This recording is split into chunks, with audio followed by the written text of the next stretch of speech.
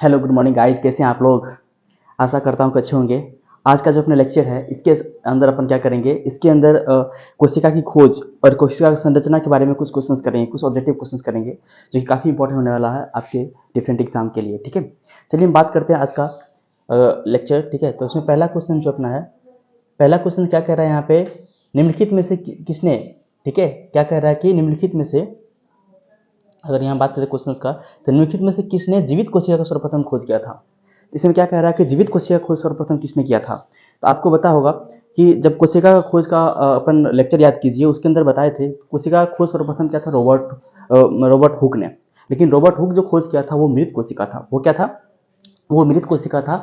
जबकि लुवेन हुक जो खोज किया था वो जीवित कोशिका था, और वो क्या था, वो जीवाणु था। ठीक है, तो इसका आंसर क्या हो जाएगा, इसका आंसर जो है, इसका आंसर आप देखिए, इसका आंसर हो जाएगा एंटन वन लुवेन हुक। लुवेन हुक जो सर्वप्रथम खोज किया था वो खोज किया था जीवित कोशिका का।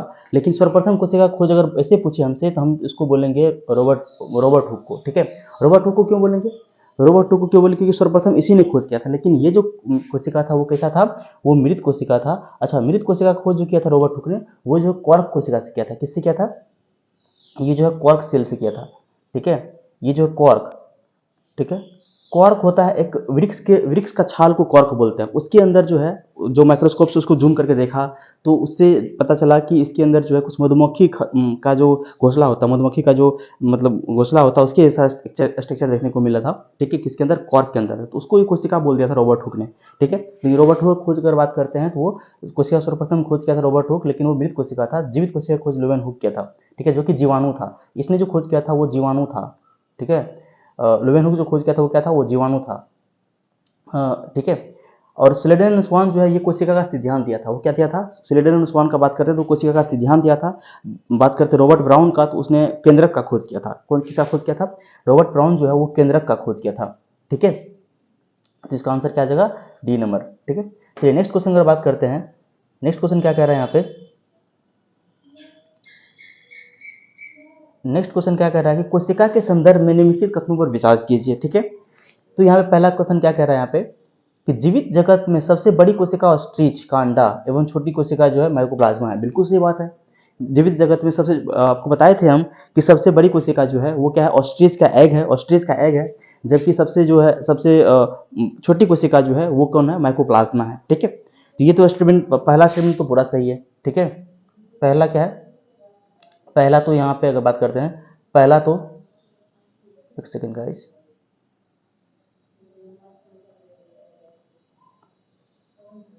पहला स्टेटमेंट का बात करते हैं यहाँ पे हम, वो तो एकदम सही है। ठीक है, पहला पहला यहाँ पे सही है। ठीक है, पहला स्टेटमेंट जो है यहाँ पे वो सही है। ठीक है, सेकंड क्या कह रहा है, सेकंड कह रहा है कि कोशिका विज्ञान का जनक रॉबर्ट ब्राउन कहते हैं। ये गलत बात है। रॉबर्ट ब्राउन को जो है ना, रॉबर्ट ब्राउन जो है ना, कोशिका का केंद्रक जो है, केंद्रक का खोज किया था। रॉबर्ट ब्राउन क्या किया था, वो केंद्रक का खोज किया था। रॉबर्ट ब्राउन क्या किया था, वो केंद्रक का खोज किया था। तो यहाँ पे ये चीज गलत हो गया, तो सेकंड स्टेटमेंट गलत हो गया। पहला तो सही है, पहला सही है, क्योंकि सबसे बड़ा कोशिका ऑस्ट्रिच का अंडा है और सबसे छोटा कोशिका माइकोप्लाज्मा है। पहला तो सही है। सेकंड का बात करते, कोशिका कोशिका विज्ञान का जनक रॉबर्ट ब्राउन को माना जाता है, गलत बात है। थियोडर स्वान और मैथियस स्लाइडन कोशिकावाद का जनक है। बिल्कुल सही बात है। कोशिका जनक, कोशिकावाद का मतलब ही सेल थ्योरी। ठीक है, सेल थ्योरी जो कोशिका सिद्धांत जो, उसी को कोशिकावाद बोलते हैं। ठीक है, तो यहाँ पे थर्ड स्टेटमेंट जो है ये भी सही है। तो यहाँ पे आपका पहला और तीसरा जो है सही है, दूसरा गलत है। तो हमसे यहाँ पूछ क्या रहा है कि निम्नलिखित विचार कीजिए, और यहाँ पे कौन सा कथन सही है, सही पे तो आंसर क्या जाएगा, ए नंबर 1 और 3 आंसर सही जाएगा इसका आंसर। और देखिए ये क्वेश्चन जो है ये आपको चैप्टर नंबर 5 क्लास 9th का एनसीईआरटी क्वेश्चन है। ठीक है, और इसमें वहाँ से ये क्वेश्चन फ्रेम किया गया है। नेक्स्ट अगर हम बात करते हैं, आगे हम बात करते हैं, नेक्स्ट क्वेश्चन का बात करेंगे। नेक्स्ट क्वेश्चन यहाँ पे क्या कह रहा है, नेक्स्ट क्वेश्चन यहाँ पे कह रहा है कि नई कोशिका का निर्माण को कोशिका सिद्धांत में सम्मिलित करने वाले वैज्ञानिक का नाम क्या है। ठीक है, नया कोशिका जो बनता है, ठीक है, वो देखिए ये नया कोशिका अगर बना तो ये कोशिका जो है पुराना कोशिका से डिवाइड होकर बना होगा। ये पुराना कोशिका है, इससे मतलब इसमें विभाजन होगा, तब जाके यहाँ पे क्या होगा, नया कोशिका का निर्माण होगा। तो नया कोशिका जो बनता है पुराना कोशिका से बनता है, तो इसको बोला था रुडोल्फ वर्चो ने। उसने एक स्टेटमेंट दिया था, ओमनी सेलुला ई सेलुला। क्या दिया था उसने स्टेटमेंट, ओमनी सेलुला ई सेलुला। इसका मतलब क्या होता है, इसका मतलब होता है कि जो प्री एग्जिस्टिंग सेल है वो जो है उससे, मतलब न्यू सेल जो है, new cell is rise from pre existing cell. मतलब कि नया सेल जो बना है वो मतलब पुराने कोशिका से ही में विभाजन होकर नया कोशिका बनता है। इसका मतलब ये हुआ कि ये जो दिया था, ये स्टेटमेंट जो दिया था वो रूरल वर्चो दिया था। उसके बाद इस स्टेटमेंट को, ये जो वाक्य है, इसको जो है जोड़ा गया किसके अंदर, सेल थ्योरी के अंदर, कोशिका सिद्धांत के अंदर, फिर कोशिका सिद्धांत का प्रॉपर मतलब ये हो पाया। ठीक है, तो इसका आंसर जो है, इसका आंसर क्या आ जाएगा, रूडल वर्चो। रूडल वर्चो क्या किया था, ये सर्वप्रथम जो है बताया था कि नया कोशिका जो बनता है वो पुराना कोशिका से मिलके बनता है। ठीक है, आंसर आ जाएगा बी नंबर। नेक्स्ट क्वेश्चन अगर बात करते हैं यहाँ पे, नेक्स्ट क्वेश्चन क्या कह रहा है कि निम्नलिखित का युग्म का सुसंगत नहीं है, इसमें से कौन सा जो सही मेल नहीं खाता है। ठीक है, मैचिंग सही नहीं है, इसमें से कौन सा क्वेश्चन का यहाँ पे मैचिंग सही नहीं है। तो अगर हम बात करते हैं यहाँ, पहला क्वेश्चन क्या कह रहा है कि एक कोशिकीय क्लेमाइडोमोनास, एक कोशिकीय, और यहाँ पे कोशिका दिया हुआ है क्लेमाइडोमोनास, एक कोशिक, बिल्कुल एक क्लेमाइडोमोनास जो है वो एल्गी है। ये क्या है, ये शैवाल है। क्लेमाइडोमोनास क्या है, ये शैवाल है। ये क्या है, ये शैवाल है, और एक कोशिकीय शैवाल है। ये जो एक कोशिकीय शैवाल है, बिल्कुल सही बात है, पहला तो सही है। बहुकोशिकीय इष्ट, इष्ट जो है ये फंजाई है, मतलब कि कवक है। ये क्या है, ये कवक है, लेकिन ये बहुकोशिकीय नहीं होता, ये एक कोशिकीय होता है। ये एक कोशिकीय कवक है। यहाँ पे हम बात करते हैं, यहाँ बात करते हैं, ये जो है एक कोशिकीय, ये जो है एक कोशिकीय कवक है। ये जो बहुकोशिकीय नहीं, गलत हो गया। तो आंसर तो मेरा मिल गया क्या कि इसमें से सुमिलित नहीं है आंसर। लेकिन आगे देखते हैं, सबसे छोटी कोशिका माइकोप्लाज्मा, बिल्कुल सही बात है, आपको बताया कि माइकोप्लाज्मा सबसे छोटी कोशिका है।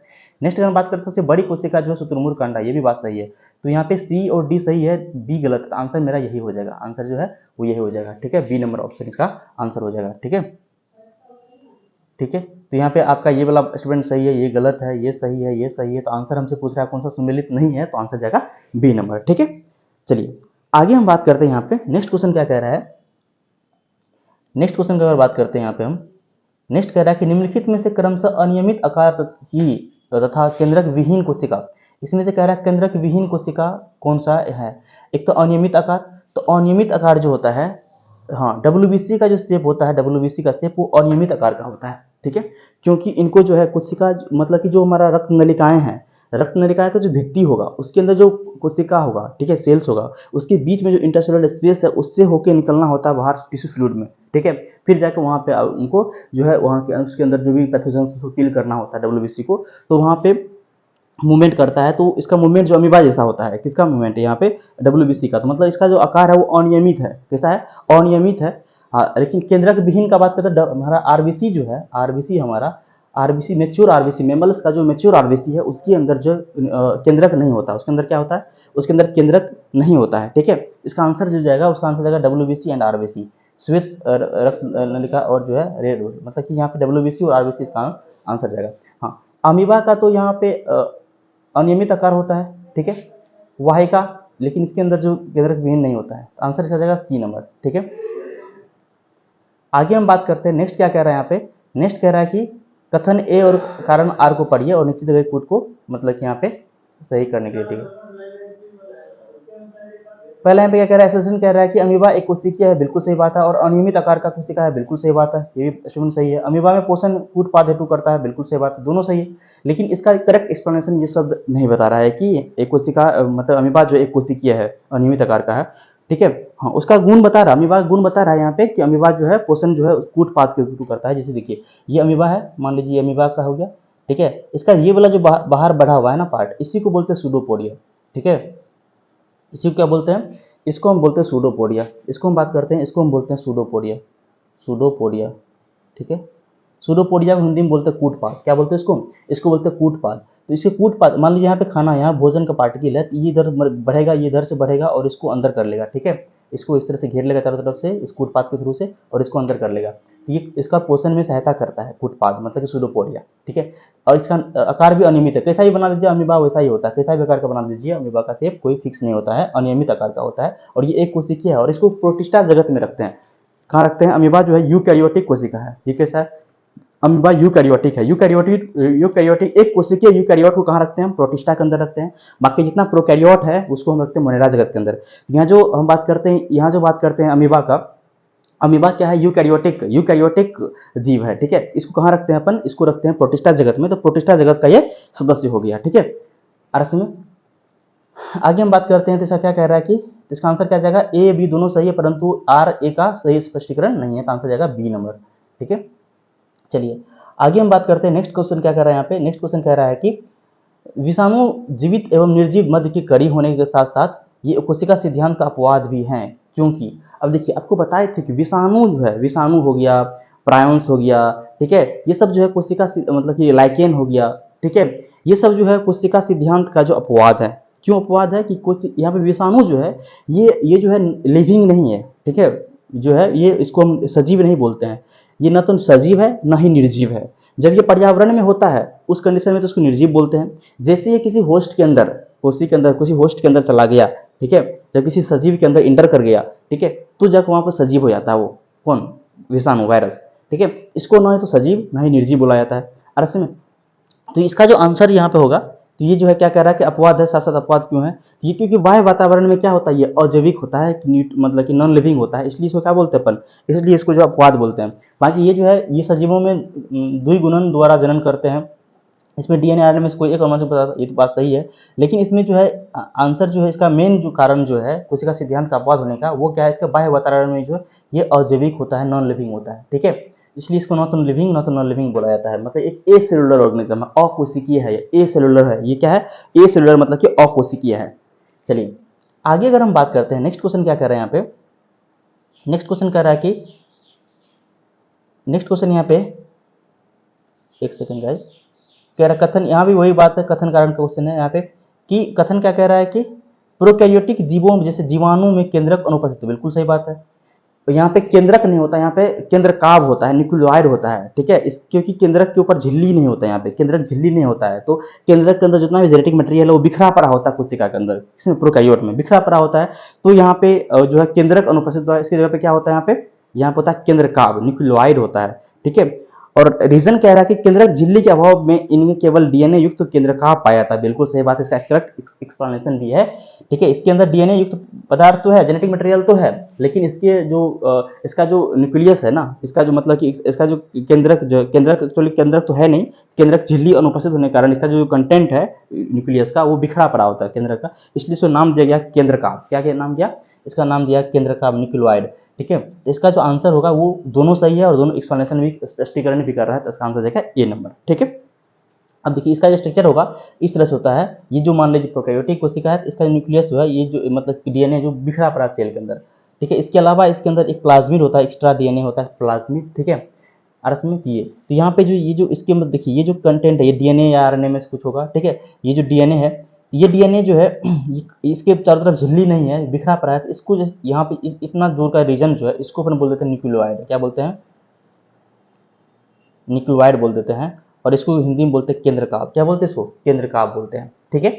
चलिए आगे हम बात करते हैं, नेक्स्ट क्वेश्चन क्या कर रहे हैं यहाँ पे, निम्नलिखित किसमें से जीव का केंद्रक का अभाव होता है। अब बताइए केंद्रक का अभाव कहाँ होगा, अभी जस्ट बताया आपको प्रोकैरियोट में, केंद्रक का अभाव कहाँ होगा, वो होगा प्रोकैरियोट में, कहाँ होगा, प्रोकैरियोट के अंदर होगा।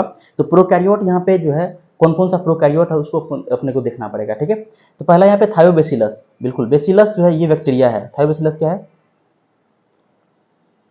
ये बैक्टीरिया है, ठीक है। यूग्लिना जो है, यूग्लिना ये जो है एल्गी है, ये क्या है, ये एल्गी है। पैरामीशियम जो है ये प्रोटिस्टा है, ये क्या है, प्रोटिस्टा के अंदर आता है, ये यूकैरियोट है, प्रोटिस्टा है। ईस्ट जो है ये फंजाई है, ईस्ट क्या है, ये फंजाई है। एनाबिना जो ये बीजीय है, ब्लू ग्रीन एल्गी है, तो ये मोनेरा के अंदर आएगा, ये कहाँ आएगा, मोनेरा के अंदर आएगा, ठीक है, मोनेरा के अंदर आएगा। कैलेमोडोमोनास जो ये एल्गी है, ये एल्गी है, लेकिन एक कोशिका इसे प्रोटिस्टा के अंदर रखते हैं, कहाँ रखते हैं इसको हम प्रोटिस्टा के अंदर रखते हैं, ये प्रोटिस्ट है, ठीक है। कहाँ रखते हैं इसको हम रखते हैं प्रोटिस्टा के अंदर, प्रोटिस्टा के अंदर।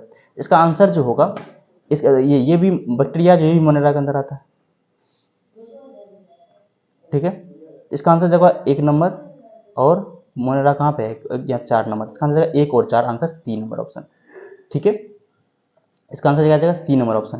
तो ये कुछ यहाँ पे क्या था, ऑब्जेक्टिव क्वेश्चन था, ठीक है। इसके और भी इंपॉर्टेंट ऑब्जेक्टिव अपन नेक्स्ट क्लास में अपन करेंगे, ठीक है। थैंक यू फॉर वॉचिंग और लिसनिंग। वीडियो को लाइक कीजिए, सब्सक्राइब कीजिए और अपने दोस्तों के साथ शेयर जरूर कीजिए। Thank you.